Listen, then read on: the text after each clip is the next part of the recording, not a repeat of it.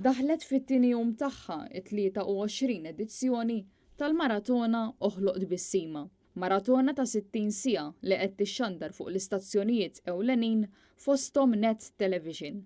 Din is-sena Patri Luis Malija spjega li l-flus ser jinġabru għal żewġ proġetti.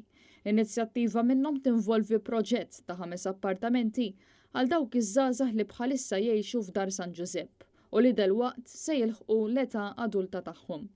Dan għaliex skont il-liġi dawk li joqogħdu fid-djar ta' tfal jistgħu jagħmlu dan sakemm jilħqu l-età ta' 18-il sena.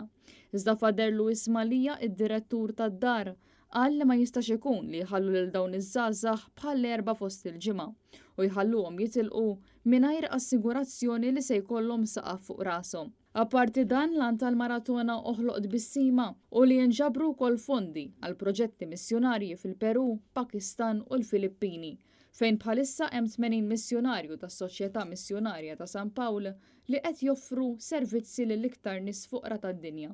Minn dawn it-80 missjonarju 40 minnhom huma Maltin.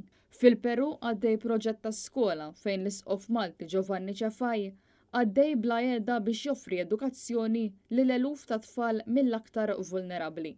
Il-pubbliku huwa mħeġġeġ li jipparteċipa billi jżur Dar ta' San Giuseppe f'Santa Venera filwaqt li jagħti l-kontribut finanzjarju tiegħu.